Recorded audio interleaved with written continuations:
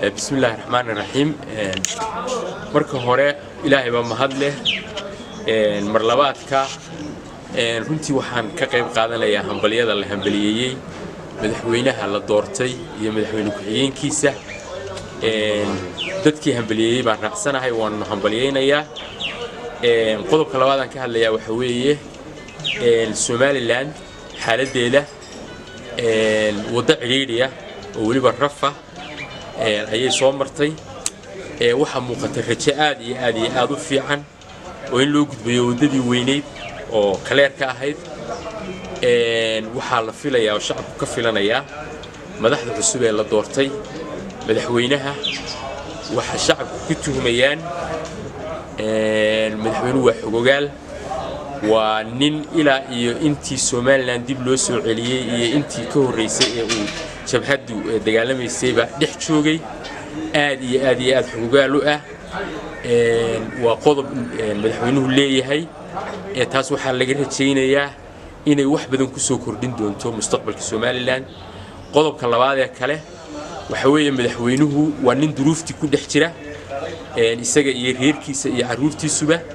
maaha nin qurbanay inaga yimi duruufihii bay dhex joogaan taa lafteedu waa rajo fiican oo shacabka Somaliland tusaysa in madaxweynaha iyo madaxweyne ku-xigeenkaba laga rajayn karo inay shaqo aad u wanaagsan oo duruufaha maadaama ay ka warhayaan in la qaban karo inay qabanayaan madaxweynaha wallahi waxaan anu kula talin lahaa rajadaas horta shacabku hadeer qaba oo muuqata madaxweynaha waxaana lagu qiyaasayaa tiimka wuxuu tusay dadka markii uu campaign-ka ku jiray inuu leeyahay hilaad ama vision inuu leeyahay ayuu tusay vision-ka markuu xulanaya tiimkii la hirgelin lahaa inuu tiim kooban oo uu ku xushay inay dad ka warhaya wadanka iyo duruufaha uu ku jiro inay yihiin inuu u xulo oo kooban ayaan kula talin lahaa deynahaasan waxaan oran lahaa taayo aad isugu mashquulin madaxweynuhu duruufaha hadeer Somaliland haysta aad ha u tixgeliyo waxaan oran lahaa aad ha isugu mashquulin baan anigu oran noocee ah buu mari karaa baad islaada ictiraafadinta Somaliland madaxweynaha cusub wax wada hadalada waynu garanaynaa qoladaasina ujeedada ay kale yihiin waxa weeye waa Somaliland oo dib loogu celiyo midnimadii Soomaaliya ee hore ujeedadoodu waa inta ilaa iyo iminkana intii la soo wada hadlayay halka kamay soo fuqin madaxweynahana wuxuu sitaa go'aan shacbi buu sitaa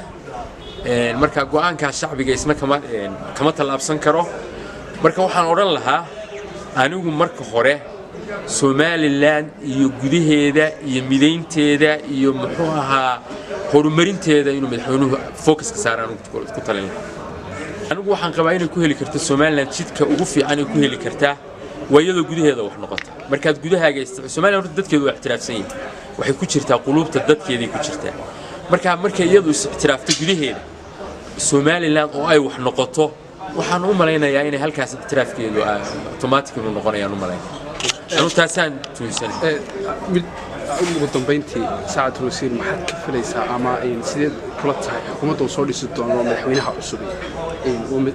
noocay noqon doontaa waxaan ka rajaynayaa madaxweynuhu inuu team soo xulo golihiisa wasiirada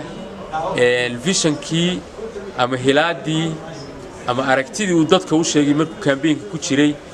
uu u sheegay ahayd inuu damacsan yahay inuu change wadankan ka sameeyo isbedel waxaan xusuustaa khudbadihiisii mid ka mid ah wuxuu kaga hadlay Somaliland xitaa iminka waxa jirta beedka xitaa dayuurad baa la inoo soo saaraa sidaynu wada ognahay digaaga dayuurad baa la inoo soo saaraa waxaynu cunno dhan dayuurad baa la inoo soo saaraa dad waxaynu nahay aan ku noolayn xaqaa'iq ku noolayn marka madaxweynaha khudbadihiisii hore waxaan ka maqlay inuu taa vision-kiisa inay ku jirto inuu ka bedelo nolosha noocaas dadka oo u sahamiyo ama u horseedo nolol ay isku filaadaan hore khudbadiisii bay ugu jirtay marka waxaan rajaynayaa madaxweynuhu tiimkii la hirgelin lahaa vision-ka inuu muxuu ahaa xusho waxaan ka rajaynaynaa tiim kooban oo dalka xogogaal oo duruufaha dadka ku dhex jira